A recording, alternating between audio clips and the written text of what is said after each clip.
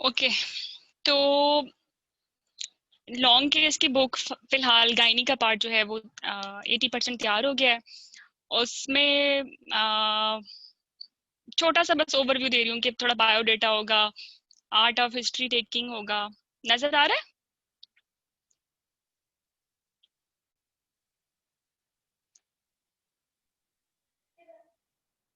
नहीं आ रहा नजर। एक मिनट आ रहा दोबारा है, शेयर कर। अच्छा आ रहा है। आ रहा है, नजर आ रहा है। ओके, तो बस थोड़ा सा शुरू में बुक का बता देती हूँ। काफी स्टूडेंट्स को बेचैनी है कि क्या है इसमें ना। तो आर्ट ऑफ हिस्ट्री टेकिंग है, फिर एबनॉर्मल यूट्राइन ब्लीडिंग, इसके टेम्पलेट्स हैं, फाइब्राइड के सिनेरियोज हैं, और क्वेश्चन जो हैं सिनेरियो के साथ हैं। फिर इस तरह टेम्पलेट बनाई हुई हैं सारे जो वाइवा क्वेश्चंस हैं, जो आपसे पहले बच्चे पास हुए थे उनके केसेस हैं, और उन्हीं के मोस्टली वाइवा क्वेश्चंस हैं और आंसर्स हैं। ठीक है, ये फाइब्राइड का है। ये अगेन एक यंग एज के फाइब्राइड का है। कुछ डिफरेंसेस हैं कि फाइब्राइड एडिनोमायोसिस को कैसे आपने देखना है। फिर कुछ recent advances हैं, how you will do selective devascularization, then myomectomy steps। IMM वाले तो इसको शायद ना ले भी लें, इसका एक स्क्रीनशॉट ना, क्योंकि आवाज आप लोगों के IMM वाले इसका स्क्रीनशॉट ले भी सकते हैं ना। ये how to reduce bleeding in myomectomy, ये नजर आ रहा है? थोड़ा सा इसको बड़ा कर दूं। मतलब बोनीज मायोमेक्टमी क्लैंप लगा लें, वैसोप्रेसिन से उसको इंजेक्ट कर दें, 30 मिनट के बाद रिपीट करते रहें, और माइजोप्रेस्टोल रख दें वजाइनली, डाइसेक्शन करें प्लेन्स में, और अपनी जो सर्जिकल फील्ड है उसको क्लियर रखें। ये 5-6 स्टेप्स हैं, ये हमेशा पूछते हैं। और ये आप लोगों को मायोमेक्टमी प्रोसीजर का आप लोग डिस्कस कर रहे थे 2-3 दिन पहले, तो ये आप स्क्रीनशॉट ले सकते हैं। मैं जस्ट बुक दिखा रही थी तो ये सामने आ गया। ठीक है, इनसिजन एज पर इंडिकेशन, एब्डोमेन को ओपन कर लें लेयर्स में। फिर आपने ना ये राउंड लिगामेंट को आइडेंटिफाई करना है, क्योंकि डिस्टॉर्टेड एनाटॉमी होगी तो राउंड लिगामेंट भी डिस्टॉर्टेड होगा। ठीक है, तो इस तरह आपको आइडिया हो जाएगा कि अगर राउंड लिगामेंट जो है वो डिस्टॉर्टेड है तो आप यूरेटर का ध्यान रखना है ना। फिर वो अपने एनाटॉमिकल प्लेन्स में नहीं मिलेगा, फिर आपने उसको आइडेंटिफाई भी करना है और रीट्रोपेरिटोनियल जाके सेपरेट करना है। ठीक है, मैक्सिमम फाइब्राइड सिंगल इंसिजन से निकालें और उसका एक हुड बना दें, और यूजुअली कोशिश करें कि मिड लाइन इंसिजन ही दें, और या फिर मैक्सिमम बल्ज जहाँ हो वहाँ से इंसिजन देके उसको शेल्ड आउट कर लें फाइब्राइड को। ठीक है, फाल्स कैप्सूल को आइडेंटिफाई करें और फिर जो है शार्प एंड ब्लंट डाइसेक्शन से निकालते रहें। ठीक है, और वेजाइनली जो है एंडोमेट्रियम को डाई कर देना, ताकि आप एक्स्ट्रा एंडोमेट्रियम को ना निकाल दें मायोमेक्टमी करते हुए, स्पेसिफिकली अगर मल्टीपल फाइब्राइड्स हैं। और क्लोयर आपने दोनों का इंटरप्टेड करना है, डेड स्पेस जो बन जाएगी फाइब्राइड निकालने के बाद, तो वाइक्रल 1 से उसको इंटरप्टेड या फिगर ऑफ 8 में ले लें। और अगेन जो आपने वो हुड लगाना है उस पर अगर फ्लैप अवेलेबल है तो वो भी इंटरप्टेड लगा लें, अगर नहीं भी है तब भी सिरोजा को आप वाइक्रल से इंटरप्टेड कर लें स्टिच। ठीक है, ये कुछ दिनों पहले जो आप लोगों को परेशानी थी। अच्छा, तो फिर फिर ये फाइब्राइड के ऊपर लॉन्गिट्यूडनल इंसिजन देना है फाइब्राइड के ऊपर? हाँ, मिड लाइन लॉन्गिट्यूडनल देना है, कोशिश करें। लेकिन अगर आपके पास टाई हो ना कि मिड लाइन देना है या मैक्सिमम बल्ज कहीं और जा रहा है, तो फिर आपने मैक्सिमम बल्ज पे देना है इन एनी डायरेक्शन। अगर ऐसी कोई बात नहीं है तो फिर स्टे मिड लाइन। ठीक है, और जितना आप टुवर्ड्स लोअर सेगमेंट रहेंगे उतना अच्छा स्कार अच्छा बनता है, फ्यूचर स्कार में प्रॉब्लम नहीं होता। खैर ये इंशाल्लाह ताला कर लोगे। परेशान हो ना, नई चीजें, मैं इसलिए आप लोगों को ज्यादा फोकस नहीं करी, लेकिन जो इंपॉर्टेंट चीज है मायोमेक्टमी के स्टेप्स, वो एमसीपीएस के बच्चों ये देख लो। ठीक है, फिर वजाइनल हिस्टेक्टमी की इंडिकेशंस ये आप लोगों को आती हैं, I know this, you can take screenshot as well. ठीक है, और कुछ पिक्चर गैलरीज आ जाएंगी। ओके, एबनॉर्मल यूटाइन ब्लीडिंग का टेम्पलेट आप लोगों को मैं करवा चुकी हूँ, नो वरीज। अच्छा, फिर ये ले लें आप ओवुलेटरी डीयूबी, एनोवुलेटरी डीयूबी, इसका स्क्रीनशॉट ले लो। एमसीपीएस के स्टूडेंट्स ले लें, क्योंकि एफसीपीएस के स्टूडेंट्स बाय द टाइम वो तो बुक ले ही लेंगे, क्योंकि ये अक्टूबर के फर्स्ट वीक में अवेलेबल होगी। ठीक है, तो ये ओवुलेटरी डूबी, एनओवुलेटरी डूबी के बारे में जो भी बहस आपकी चलती रहती है, प्लीज एक दफा टेबल पढ़ लो, it will make your life easy. मैं इसको आगे लेके जा रही हूँ, ये वाला स्क्रीनशॉट भी ले लो, ठीक है? ओके, ये कुछ बुक ये शॉप पे डेफिनेशन अवेलेबल होंगी, हर बुक शॉप पे अवेलेबल होंगी ये books? I will try. Book shop पे देने का मतलब ये है कि महीना और लेट कर देंगे, सो माय स्टूडेंट्स कैन वो ले सकते हैं। तो मेरा एक मिनट, इसका तो चार्जिंग ही उड़ गई है।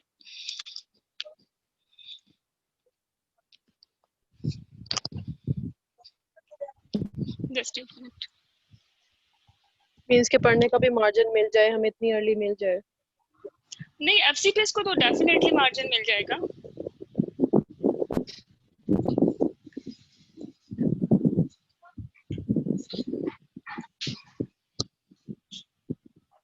ये डॉक्टर हेरा, हम उसके साथ मायरिना अगर हमने प्लेस किया हो ना ये कम्प्लेक्स हाइपरप्लेजिया के लिए या सिंपल हाइपरप्लेजिया के लिए, तो उसके साथ हम सैंपल कर सकते हैं इंडोमेट्रियम को, मतलब पाइपल हम कर सकते हैं या उसको रिमूव करना पड़ेगा उसके लिए?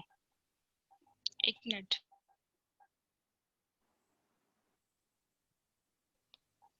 अब दोबारा पूछेगा, सॉरी मैं सुन नहीं सकी थी।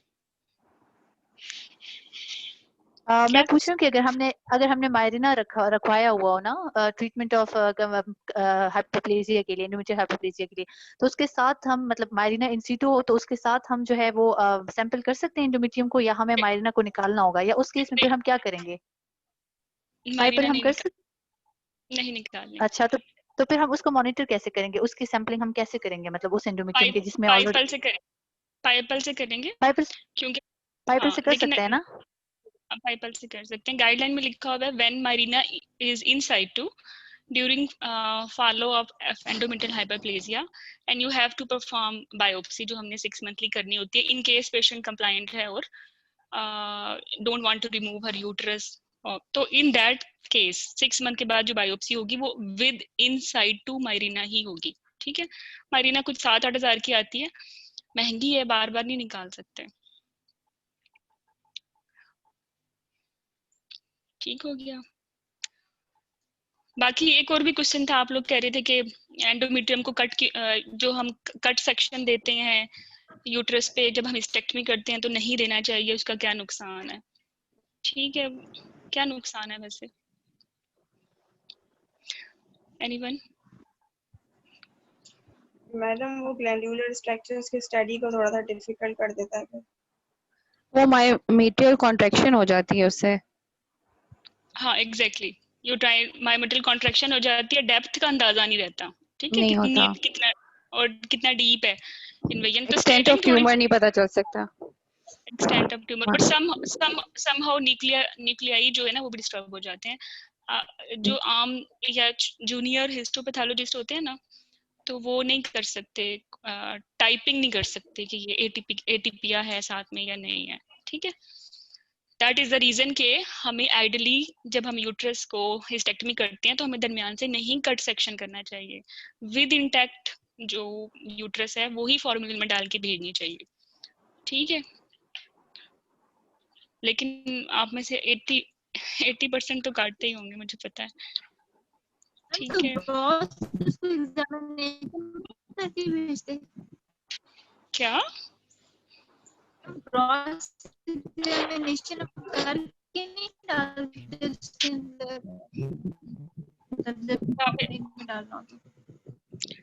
राबिन समझ नहीं, नॉर्मल सलाइन में तो बिल्कुल भी नहीं डालना, हमने कौन सा कल्चर लेना है उसका?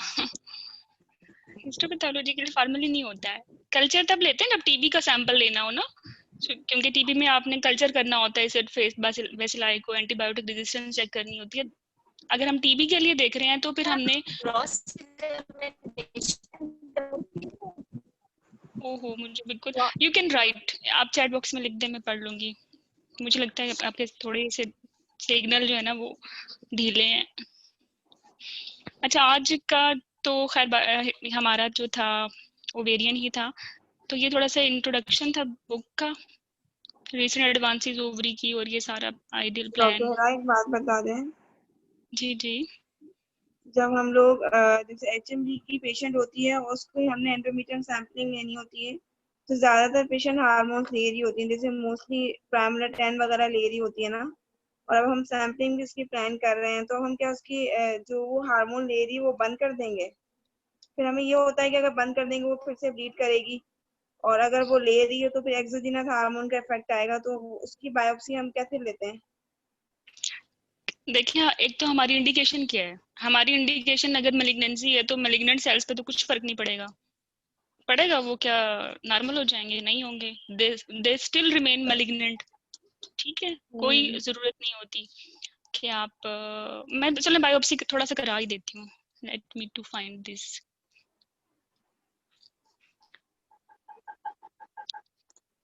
डॉक्टर हिरा, ये गायनी का जो पार्ट बन गया है, ऐसा नहीं हो सकता कि ये अवेलेबल हो जाए पीडीएफ फॉर्म में, या मतलब पीडीएफ में अगर उसका बना दें, अगर फाइल बना दें? बहुत हैफेजर्ड हो रहा है। नहीं होगा हैफेजेड, अगर आपने मुझे सुना हुआ है तो ये हैफेजेड बिल्कुल भी नहीं होगा। ठीक है, नो वरीज। एक मिनट में बायोप्सी का पार्ट निकाल लूं इसका।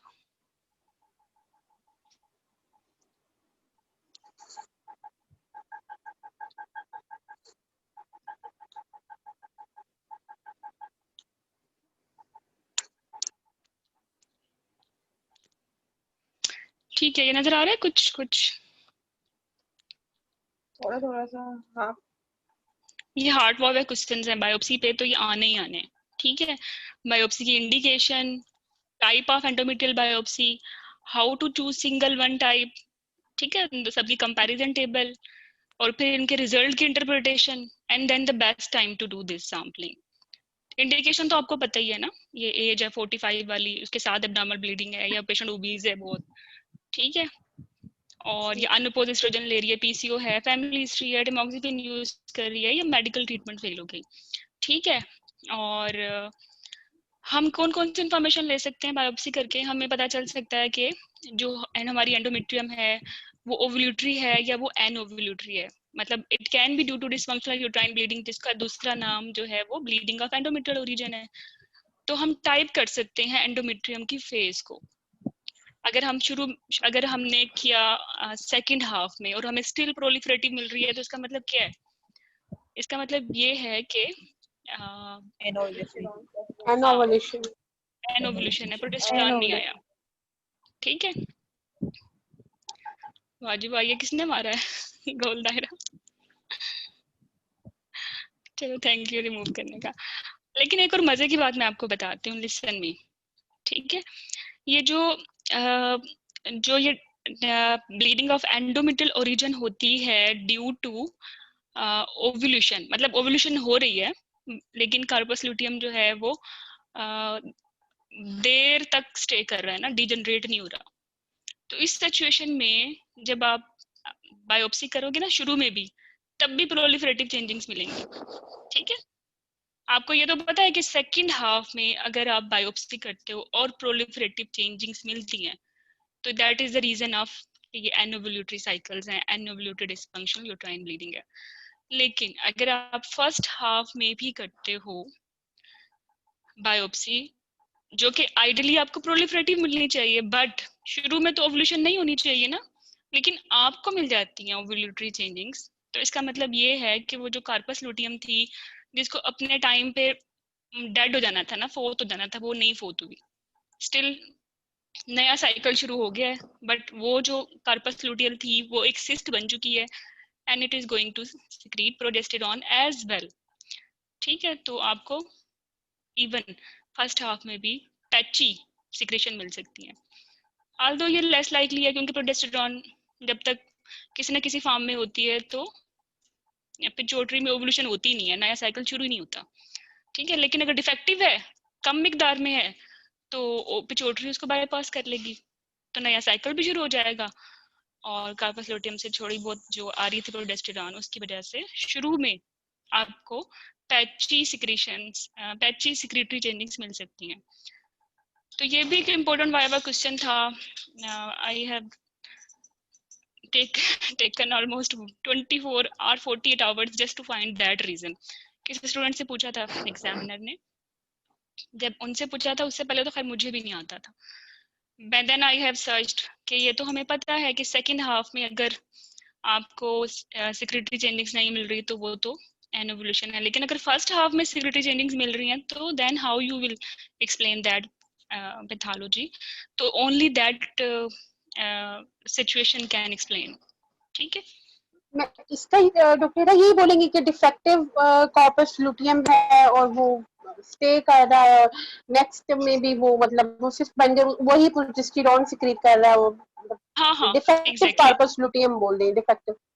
हाँ डिफेक्टिव। अब आप बोलोगे ना ये कि मैडम वो कॉर्पस लुटियम जो है वो अभी तक नहीं डिजनरेट हुई प्रॉपर ना, तो एग्जामिनर कह सकता है, अगर एग्जामिनर कुछ ज्यादा ही मतलब आईवीएफ में इंटरेस्ट है तो वो कह सकता है कि फिर प्रोजेस्टेरॉन का तो इनहिबिटरी इफेक्ट है पिट्यूटरी पे, तो फिर नया साइकिल शुरू ही नहीं होगा। हाउ यू कैन से नया साइकिल शुरू होगा? तो देखो प्रोजेस्टेरॉन का एक थ्रेशोल्ड अचीव नहीं हुआ कि वो इनहिबिटरी इफेक्ट करता, क्योंकि कार्पस लुटियम डिफेक्टिव थी, प्रॉपर अमाउंट में दे नहीं रही ना, इसलिए तो कहीं सिक्रेशन सिक्रेटरी चेंजिंग्स आ रही हैं, कहीं नहीं आ रही, दैट्स व्हाई ओवुलेशन हो गई। ठीक है, तो ये दोनों तोड़ बता दी मैंने। ठीक है, अगला अच्छा सिर्फ ट्रीटमेंट बता रही हूँ क्योंकि टॉपिक शैतान की आंत है। एग्जामिनर से आप कहते हो मैडम मुझे बायोप्सी चाहिए, एग्जामिनर कहता है किस डे की चाहिए। ठीक है, आप कह सकते हो कि any day, ideally you can ask for any day. क्या आप लोगों की क्या पीछे क्या नॉलेज है, किस डे पे मांगनी चाहिए? सेकंड हाफ में कराते हैं ना, मैं ये कहती हूँ कि फर्स्ट सिक्रेटरी हाफ में फेज तो में। फर्स्ट हाफ में तो प्रेगनेंसी भी रूल्ड आउट है, फर्स्ट हाफ में तो ओस भी ओपन है, आप तो आराम से कर सकते हो ना। लेकिन डॉक्टर हीरा उसमें कहते हैं कि जो प्री मेंस्ट्रुअल होती है उसमें एंडोमेट्रियल थिकनेस इतनी होती है कि आप अच्छा उसमें ले सकते हो, हमारे पास अच्छी वो आ सकती है कि क्वांटिटी में एंडोमेट्रियम कि हम उसको फिर हिस्टोपैथ के लिए भेज सके। देखो it depends what are your indication. अगर आपकी इंडिकेशन है कि continuous bleeding not responding to anything, तो फिर तो कभी भी ले सकते हो ना, उसमें कौन सा ओवुलेशन हो रही है, लाइकली तो नहीं हो मैग्नेंसी रही तो ना। इफेक्ट नहीं होगी ना डॉक्टर, मैग्नेंसी तो किसी भी फेस में इफेक्ट नहीं होगी। एग्जैक्टली हमारा रीजन बायोप्सी का ये नहीं होता कि हम ये कमेंट करें कि ओवुलेशन हुई या नहीं हुई। कौन सा हम फर्टिलिटी के लिए कभी बायोप्सी कराते हैं? फर्टिलिटी में प्रॉब्लम होती है ना कि ओवुलेशन नहीं हुई या हुई, यही रीजन है ना। ओवुलेटरी साइकिल्स में अगर ओवुलेशन हो गई तो आपको प्रोजेस्टेरॉन की वजह से वो सिक्रेटरी चेंजिंग्स मिल गई and you will say madam ये मेरी पेशेंट में ओवुलेशन है, उसके लिए तो आप डे 21 प्रोजेस्टेरॉन करा सकते हो, या अगर इरेगुलर साइकिल है तो अल्टरनेट डेज पे करा सकते हो, 3 दफा करा लो हफ्ते में, वो ज्यादा बेहतर है। इन्वेजिव प्रोसीजर तो करना ही नहीं है ना। हमें मुसीबत होती है कि मैलिग्नेंसी तो नहीं है, यही हमारा बेसिक कंसर्न है ना बायोप्सी करने का, एटीपी और मैलिग्नेंसी। ये तो डिपेंडेंट ही नहीं है प्रोलिफरेटिव फेज पे और सिक्रेटरी फेज पे, क्योंकि एटिपिकल सेल्स तो दोनों फेजेस में है। Got it? समझ आई? जी मैम। आइडियली जी कोई भी गाइडलाइन नहीं कहती कि आपने जो है हमेशा फर्स्ट हाफ में करना है या सेकंड हाफ में करना है। अगर आपने रीजनेबली प्रेगनेंसी को एक्सक्लूड कर दिया है ना, ठीक है, तो you can do in any half. लेकिन सेकंड हाफ में करने से हमें इंफॉर्मेशन जो है वो एडिशनल मिल जाती है।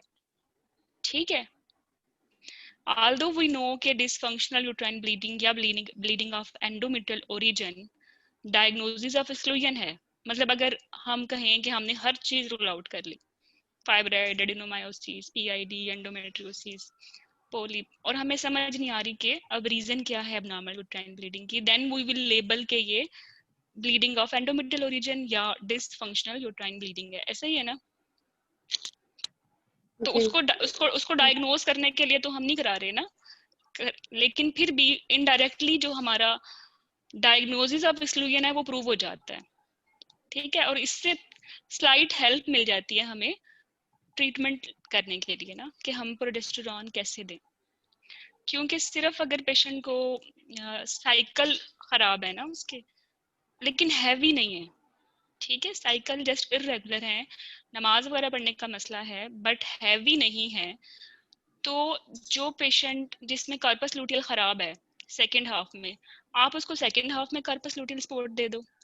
ठीक है, और अगर किसी में प्रोलिफरेटिव चेंजिंग्स आ रही हैं, हाइपरप्लेजिया नहीं है, तो उसको भी सेकंड हाफ में दे सकते हो। लेकिन अगर उसको हाइपरप्लेजिया आ गया और उसको हाइपरप्लेजिया आ गया तो फिर तो आपने कॉन्टिन्यूसली देना है ना, फिर तो कोई हाफ है ही नहीं, ऐसा ही है ना, कॉन्टिन्यूसली उसको रिग्रेस करना है ना, फिर तो आपने कॉन्टिन्यूस देना है, ठीक है। बट अगर ब्लीडिंग ज्यादा है, हैवी ब्लीडिंग है और इरेगुलर भी है, तो तब भी आपने सेकंड हाफ का चक्कर छोड़ देना है, क्योंकि आपने उसको कंटिन्यू सप्रेस करना है ना, साइक्लिकली देना है डे 5 से लेके डे 26 तक, whether it is ovulatory whether it is anovulatory, ठीक है। मैम ये थोड़ा बहुत एक्सप्लेन कर दोबारा प्लीज।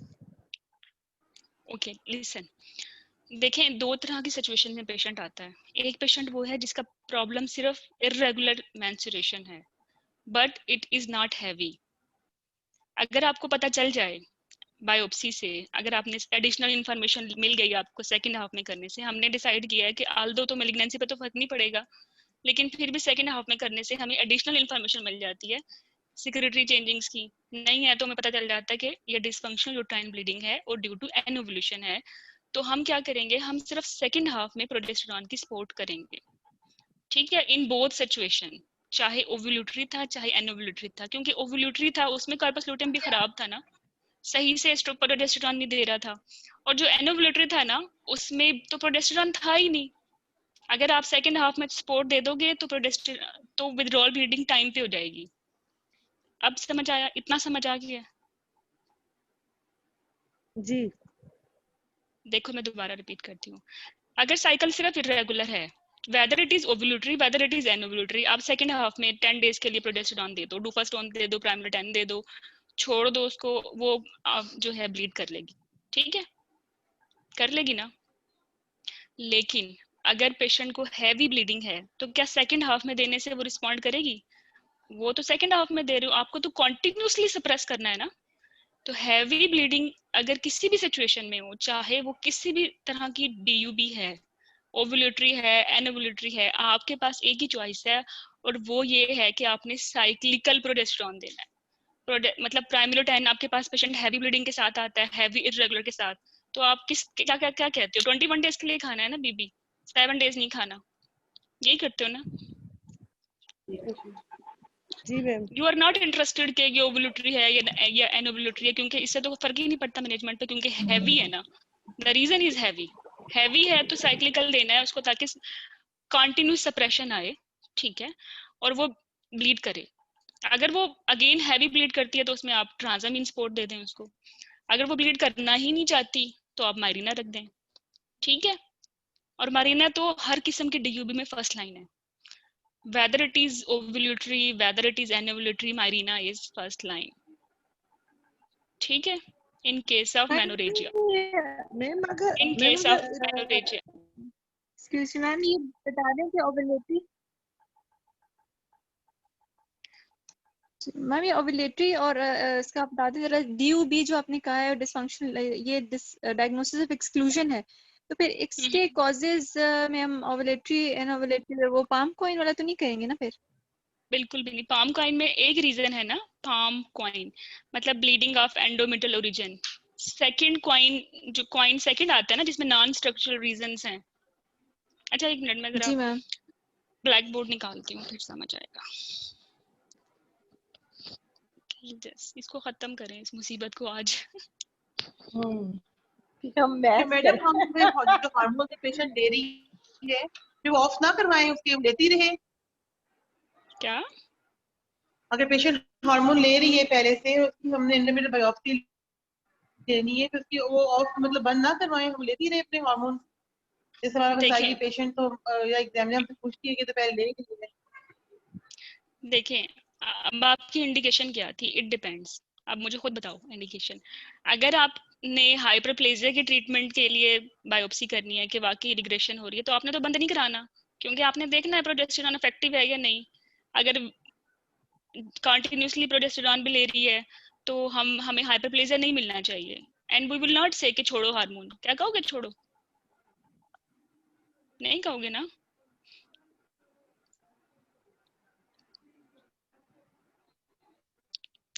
जी जी क्योंकि हमने तो हाइपरप्लेजिया में डिसाइड किया हुआ है कि मारीना भी नहीं निकालनी, मारीना के साथ ही देखना है, वो भी तो हार्मोन ही दे रही है ना अंदर, नहीं स्टॉप करा रहे ना, बिकॉज वी वांट टू सी कि मारीना इफेक्टिव है या नहीं। इसी तरह अगर मारीना नहीं दी हमने, ओरल प्रोजेस्टेरॉन दी होगी देखिए मैडम, जैसे पेशेंट हम पेरीमेनोपॉज होती है उस तरह सस्पेक्ट करते हुए उसको प्रोजेस्टेरॉन शुरू करवा देते हैं और 3 महीने तक वो खा रही है और फिर भी वो नहीं हो रहा, तो हम सोचते हैं कि अब बायोप्सी लेनी चाहिए। फिर हम क्या करें, वो प्रोजेस्टेरॉन स्टॉप करा के ले लें या वो खाती रहे? अच्छा 1 मिनट, ये देखो रीजन ये है कि हम देखना चाहते हैं कि बायोप्सी की इंडिकेशन क्या थी। अगर किसी कोई पेशेंट ऐसी है जो कि प्रोजेस्टेरॉन खा रही है और उसको उससे इफेक्ट आ गया है, she has responded to medical treatment. When she has responded to medical treatment, then why we are taking biopsy? ठीक है, बायोप्सी की इंडिकेशन विल डिसाइड, एक्चुअली मैं ये एम्फसाइज कर रही हूँ, बायोप्सी की इंडिकेशन है। अब मैं आपको दोबारा बताती हूँ, जो ओपीडी में करते हो ना वो भूल जाओ, ये तो फेल्ड, अगर वो फेल्ड है, प्रोजेस्टेरॉन आपने दी, आपने ईस्ट्रोजन भी दे दी, चलो आपने मारीना भी दे दी, लेकिन ब्लीडिंग स्टॉप नहीं हो रही, अंदर कोई मैलिग्नेंसी है ना, why it is not responding जी, and you want to do, check करना चाहते हो क्या रीजन है, तो क्या करोगे, अल्ट्रासाउंड करके देखोगे, बायोप्सी करेंगे, अल्ट्रासाउंड करके देखोगे जी कि कोई पोलिप होगा ना या सबम्यूकोजल फाइब्राइड है, क्योंकि ये तो रिस्पॉन्ड नहीं कर रहा। ठीक है, एंडोमेट्रियल थिकनेस देखोगे 16 mm या से ज्यादा, इवन रिप्रोडक्टिव ईयर में आ गई, या एडिशनल रिस्क फैक्टर है, पीसीओ है, ठीक है, फैमिली हिस्ट्री है, ओबीज है, एंड यू हैव डिसाइडेड कि आपने बायोप्सी करनी है। सबसे पीछे तो आपके जहन में क्या मुसीबत है, मैलिग्नेंसी तो नहीं है। तो if you want to rule out malignancy only, तो फिर क्यों उसको बंद कराओगे? प्रोजेस्टेरॉन तो बंद कराने की जरूरत ही नहीं है। मैलिग्नेंट सेल्स तो प्रोजेस्टेरॉन को रिस्पॉन्ड करेंगे नहीं करेंगे ना, एटिपिकल करने वाले, ठीक है, तो यू कैन गो, लेकिन फिर भी हम बंद कराते हैं क्योंकि हमें मैक्सिमम इंफॉर्मेशन चाहिए। मैक्सिमम इंफॉर्मेशन में पता है हम चाहते हैं कि ना सिर्फ मैलिग्नेंसी रूल आउट हो, बल्कि हमें काज भी पता चले कि काज क्या है। Only malignancy is not the reason, she can have you know even DUB, and DUB भी कौन सी, एनोवल्यूटरी हो सकती है। तो अगर आप सेकंड हाफ में करते हो और आप उसको कहते हो प्रोजेस्टेरॉन छोड़ दे, ठीक है, और स्टिल प्रोलिफरेटिव चेंज आएगी, तभी आप कहोगे ना कि इसको मैलिग्नेंसी भी नहीं है, क्योंकि मैलिग्नेंट सेल्स भी नहीं आए, और सेकंड हाफ में चूंकि प्रोलिफरेटिव चेंजिंग्स आ गई हैं, तो इसका मतलब ये है कि इसको एनोवल्यूटरी डीयूबी है, क्योंकि हमने पेशेंट को प्रोजेस्टेरॉन बंद करा दिया है। क्योंकि अगर हम प्रोजेस्टेरॉन के साथ ही उसको बायोप्सी करेंगे तो ऑब्वियसली सेक्रेटरी चेंजिंग्स ही आएंगी ना, हम डायग्नोसिस तो नहीं कर सकते। तो ये फलसफा है, आपको बेसिक अंडरस्टैंडिंग होनी चाहिए कि बंद करा भी दो तो क्या फायदा और नहीं बंद कराना तो क्या फायदा है, ठीक है। तो मैम करेंगे क्या फिर, अभी बंद कराएंगे या नहीं कराएंगे? पूरा केस बताएगा ना, पूरा केस बताता है आपका, आप एक वर्डिक्ट पे यस और नो नहीं बोल सकते। सही सही। अगर मैं ये कहूँ कि पेशेंट लो रिस्क है तो मैं बंद करा दूंगी उसको, ठीक है, मैं उसको आईवी इन्फ्यूजन पे रख सकती हूँ, ट्रांजामीन की, पोन्स्टान की, ठीक है। और इवन अगर आप कहते हो ना कि पेशेंट लो रिस्क है, ब्लीडिंग हैवी है, तो मैं इसको इन्हीं डेज में कर सकती हूँ इसकी बायोप्सी। और ये बायोप्सी सिर्फ डायग्नोस्टिक नहीं होगी, ये थेराप्यूटिक भी होगी, उससे उसकी ब्लीडिंग स्टॉप हो जाएगी। अंडरस्टैंड? सही। तो बायोप्सी कितने दिनों के लिए प्रोजेस्टेरॉन बंद करें, कितने दिनों के लिए मैक्सिमम मिनिमम बंद करें, उसके बाद वन साइकिल। अगर वो आपने सेकंड हाफ में करनी है तो उसी साइकिल में उसने नहीं खानी, मतलब डे 5 से नहीं खानी। अगर आपने डे 19 पे यूरिक बायोप्सी करनी है तो आप कहोगे कि ये तारीख है, उसकी एलएमपी के मुताबिक आपकी तारीख 19 डे आपका बनता है, चलो 25 अक्टूबर बनता है, आपने 25 अक्टूबर को आ जाना है, ठीक है। She should be reasonably non pregnant, got it, ठीक है। या तो वो अवॉइड करेगी क्वाइटस, या फिर आप इसे कॉन्सल्ट करोगे। सेकंड हाफ में बायोप्सी करने की यही मुसीबत है कि आपने प्रेगनेंसी कैसे रूल आउट करनी है, ठीक है, क्योंकि यूपीटी तो पॉजिटिव नहीं होगा ना, सेकंड हाफ गुजरेगा तो पॉजिटिव होगा ना, बायोकेमिकल प्रेगनेंसी तो खड़ी है। तो ये बहुत बड़ा एक फलसफा है। मैं अगर ये बायोप्सी आपको बढ़ाऊं तो I need a 3 or 4 hours literally, then I can make your understanding crystal clear कि आपने एग्जामिनर को क्या जवाब देना है। तो अब आपका जो क्वेश्चन है वो ये है कि आपने प्रोजेस्टेरॉन बंद कराना है या नहीं कराना, और एक पेशेंट को कब कहना है कि बायोप्सी के लिए आए। तो कंसीडरिंग एवरीथिंग, पेशेंट में कोई रिस्पेक्टर नहीं है, तो हम चाहते हैं कि मैक्सिमम इंफॉर्मेशन हमें मिले। हम उसको सेकंड हाफ में बुलाएंगे, उसकी एलएमपी के मुताबिक उसका टाइम सेट करेंगे, और जिस साइकिल में हमने बायोप्सी करनी है उस साइकिल में हम उसको प्रोजेस्टेरॉन नहीं देंगे। ठीक है, तो हम आराम से डे 19, 18 पे बायोप्सी कर लेंगे। फायदा ये हो गया कि हमें पता चल गया कि we can comment type of DUB, got it, we can also comment कि मैलिग्नेंसी है या नहीं है। ठीक है, और अगर ऐसी सिचुएशन जिसमें आपने कहा कि वो हार्मोन खा रही है और छोड़वाएंगे तो वो फिर ब्लीड करेगी, फिर कैसे बायोप्सी करें। तो इस सिचुएशन में आप किसी भी डे पे बायोप्सी कर सकते हो अगर पेशेंट रीजनेबली प्रेग्नेंट नहीं है। अब क्योंकि कॉन्टिन्यूस ब्लीडिंग कर रही है उसमें तो यूपीटी करवा के ही करते हो ना कुछ भी, क्योंकि हर रिप्रोडक्टिव ईयर में कोई पेशेंट एब्नॉर्मल यूट्राइन ब्लीडिंग के साथ है, she is pregnant until prove otherwise, UPT तो हो गया, and you can do biopsy at any day in this particular patient. इसमें आपको जरूरत नहीं है कि आप सेकंड हाफ पे जाएं। और basically when a patient is bleeding, how you can say कि first half क्या है और second half क्या है, then in any day if she is not pregnant you can do biopsy and biopsy will be therapeutic as well, bleeding stop हो जाती है। ठीक है, अगर आपके पास कोई पेशेंट हैवीली ब्लीड करके करता हुआ आता है, आप उसको ओरल भी दे दो, IV भी दे दो, लोडिंग प्राइमोलुटेन भी दे दो, हर चीज दे दो, अगर ब्लीडिंग स्टॉप नहीं होती तो फिर आपने क्या करना होता है, टेम्पन आउट करना होता है या सर्जिकल क्यूरोटॉच करना होता है at the same time biopsy. यही है Certo, ना। uma message mo ko chiamata voi o date no seisho. सही। Au pishawar wala sir da chita su tas kam date बाद जो राशि है ना तो फिलहाल जमा फैला हो क्लिनिक की। प्लीज म्यूट कर लें खुद को। हेलो जी जी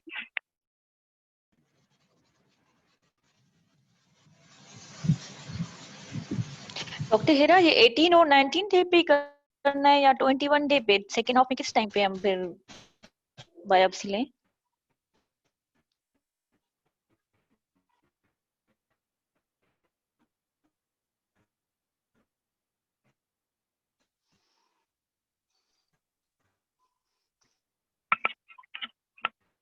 हेलो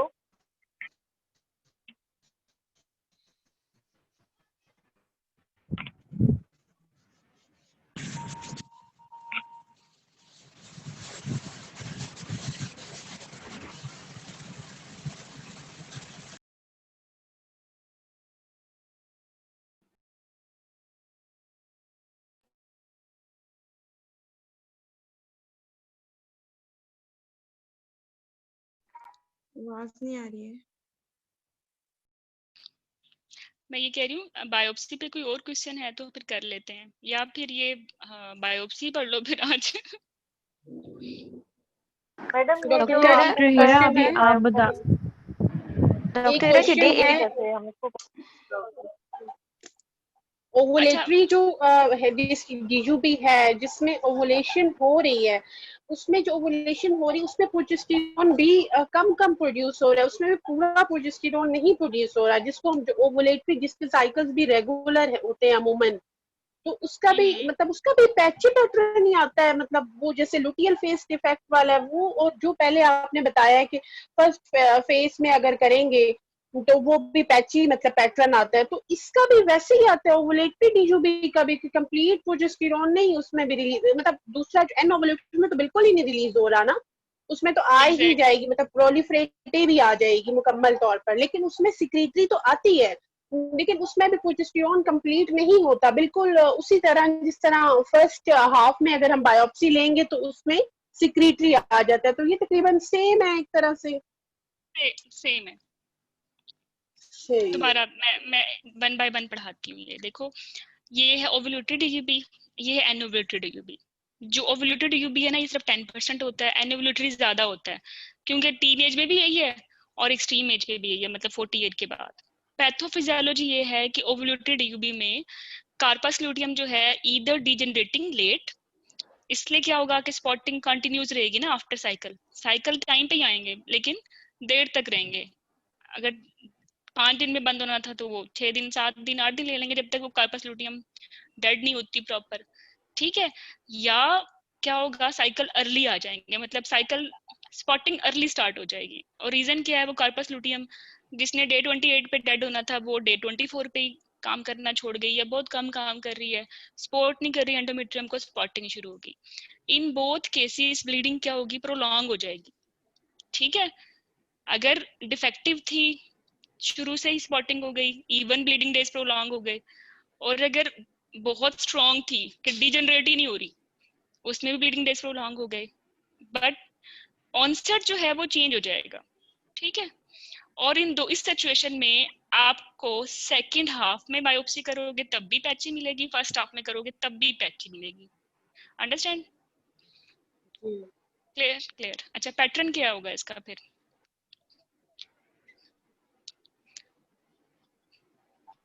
पैटर्न ये है कि आपने इसमें प्रोएमुलोटेन दे दी, आप ओसीपी भी दे सकते हो, ठीक है। सबसे पहली डीयूबी की सबसे अच्छी ट्रीटमेंट है माइरीना, और सेकंड अच्छी ट्रीटमेंट है ओसीपीज।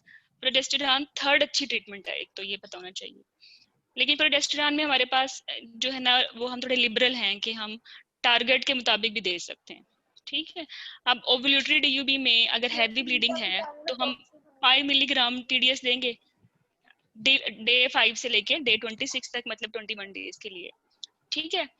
लेकिन जो प्रोजेस्टेरॉन का जो रोल है ना, वो कोई सिग्निफिकेंट नहीं है ओवुलेटरी डीयूबी के लिए, जितना अच्छा ये एनओवुलेटरी को रिस्पॉन्ड करती है, क्योंकि उसमें तो प्रोजेस्टेरॉन बन ही नहीं रही, उसमें ज्यादा अच्छा करेगी ना, ठीक है। अच्छा, अगर पेशेंट को ओवुलेटरी डीयूबी है and she want to conceive, तो क्या करना है? इन ovulatory bleeding cycles where patient wants pregnancy are in case of irregular shedding या irregular ripening हो रही है एंडोमेट्रियम की, तो वो पेशेंट की इम्प्लांटेशन प्रॉब्लम भी तो चलती है ना, आपने सपोर्ट देना होता है, क्योंकि अगर एंडोमेट्रियम अच्छी नहीं बनी हुई तो पेशेंट को क्या होगा, रिकरेंट प्रेगनेंसी लॉसेस होंगे ना। तो आपने क्या कहना है उसको, वो क्या लेगी, डूफास्टोन। डूफास्टोन जो होता है ना, उसमें डाइड्रोजेस्टेरॉन होता है, ओरल प्रोजेस्टेरॉन है, 5 मिलीग्राम ले सकती है, ठीक है। और इससे क्या है, वो कार्पस लूटियम ठीक, वो भी सपोर्ट हो जाएगी, एंडोमेट्रियम भी ठीक रहती है। जैसे आप वैसे ही थ्रेटन मिसकैरेज में देते हो ना, तो आप जो है लूटियल फेस डिफेक्ट के लिए भी यही दे सकते हो, साइकिल भी रेगुलर हो जाएगा, एंडोमेट्रियम की थिकनेस भी अच्छी हो जाएगी एंड शी विल कंसीव, ठीक है। और ये रेजीम जो है वो ओवुलेशन सप्रेस भी नहीं कर रही, ठीक हो गया। यहाँ मैं आपको एक इम्पोर्टेंट बात बता दूं, अगर आपने किसी पेशेंट को डूफास्टोन दी हुई है एंड वो फर्टिलिटी की ट्रीटमेंट के लिए भी आ रही है, तो आप विद डूफास्टोन उसका डे 21 प्रोजेस्टेरॉन नहीं करा सकते, क्योंकि वो सिग्निफिकेंट नहीं आएगा ना, क्योंकि प्रोजेस्टेरॉन की वजह से वो मतलब प्रॉब्लम हो सकता है ना। Got it?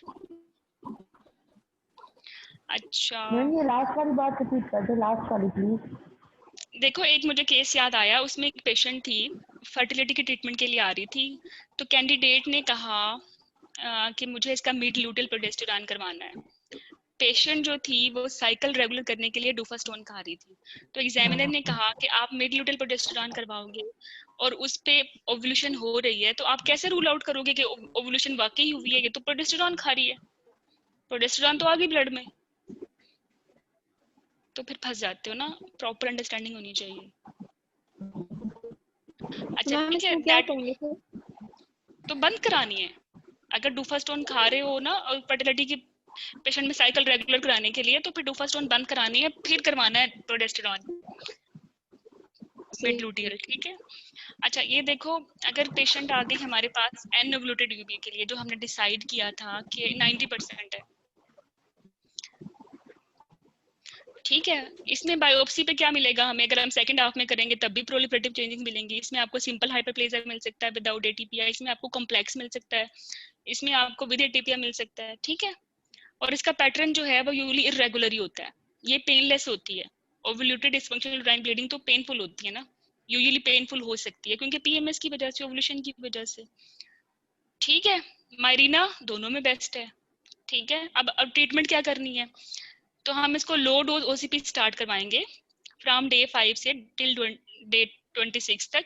3 साइकिल्स कंसेक्टिव भी ले सकती है अगर हैवी ब्लीडिंग है, या otherwise can be given in luteal phase only, अगर वो चाहती है सिर्फ साइकिल Medyo रेगुलर हो जाए। mapag-transfer ka rata karton. Mucho na naman dyan ka rin naman dyan. Imagine. Mute तो कर लो बच्चों।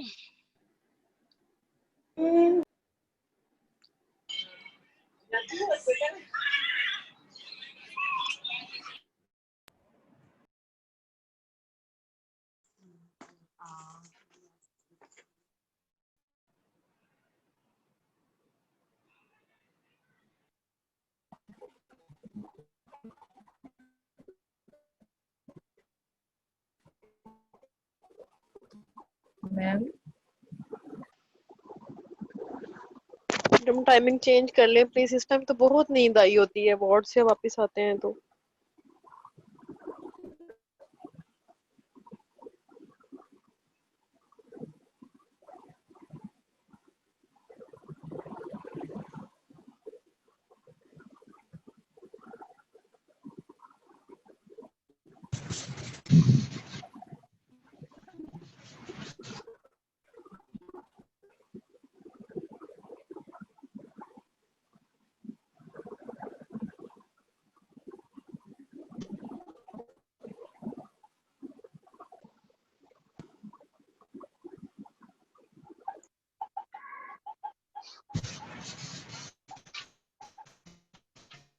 मैडम आपका माइक म्यूट हुआ है। आवाज नहीं आ रही है मैडम।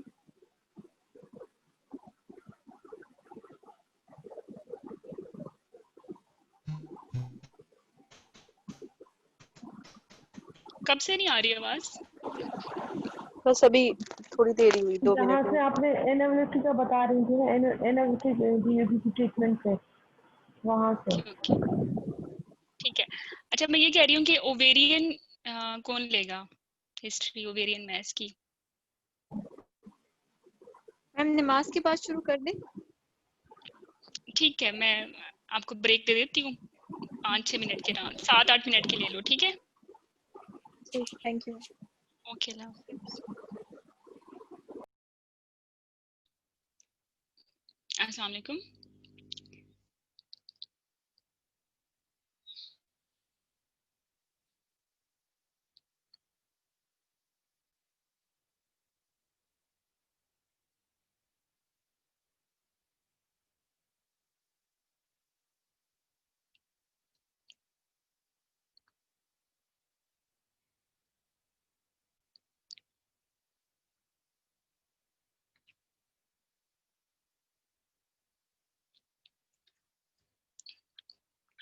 अस्सलाम वालेकुम। चलें, ब्रेक टाइम ख़त्म और मैसेजेस पढ़ रही थी मैं, तो आपने बोला है कि वो बायोप्सी को कंक्लूजन निकाल के आगे चलते हैं। People are confused about progesterone second half first half. चलिए मैं इसको समराइज कर रही हूँ। अगर पेशेंट आ गया है डायग्नोसिस ऑफ एक्सक्लूजन, आपने साबित कर दिया कि कोई और चीज़ तो है नहीं, फाइब्राइड नहीं है, एडेनोमायोसिस नहीं है, ठीक है, तो यूजुअली थर्ड चॉइस हमारे पास यूजुअली डीयूबी हो जाती है। तो डीयूबी की ट्रीटमेंट क्या बोलनी है, weather it is anovulatory, weather it is ovulatory. अगर ये डीयूबी हैवी है ना, तो आपने मायरीना अफोर्ड नहीं कर सकते, तो आपने इसको कॉन्टिन्यूस प्रोजेस्टेरॉन देने हैं। 3 मंथली दे दोगे तो थोड़ा एनीमिया सेटल हो जाएगा और आप इसको आउटवे कर लोगे, ठीक है, या फिर साइक्लिकल दे सकते हो, आपकी मर्जी है। लेकिन हैवी ब्लीडिंग में आपने फेजिक नहीं देना कि सेकेंड हाफ में दे दिया, ठीक हो गया। तो बस ये चॉइस है। हाँ, अगर पेशेंट को बस लाइट ब्लीडिंग है लेकिन स्पॉटिंग चलती है, ठीक है, तो हिस्ट्री पे आप कैसे इसको आइडेंटिफाई कर सकते हो कि ये ओवुलेटरी है या एनोवुलेटरी है। तो जो ओवुलेटरी होगी उसमें ब्लीडिंग डेज ज्यादा होते हैं, लेकिन वैसे साइकिल फिक्स रहता है ओवुलेटरी डीयूबी का, ठीक है। तो इसमें आप सिर्फ सेकेंड हाफ को सपोर्ट देने के लिए लास्ट के 10 दिनों में प्रोजेस्टेरॉन दे दें, दैट्स ओके, ठीक है। अब इसको प्लीज ना करो कंफ्यूज। ओके नाइला, देखें आपने सेकेंड हाफ में करनी है ना, आप डे 18 19 कभी भी कर सकते हैं, डे 21 पे भी दे कर सकते हैं। अगर साइकिल 28 का है, अगर साइकिल 21 डेज का है तो फिर आप 21 पे नहीं करोगे, फिर तो आप अर्ली करोगे ना, मींस 18 पे 17 पे। तो यू विल डिसाइड, पेशेंट आ सकती है, आपका ओपीडी का डेट क्या बनती है, जो भी बनती है, तो आप 14 डे के बाद अगर साइकिल 28 डेज का है तो कभी भी डिसाइड कर लें, इट्स अप टू यू।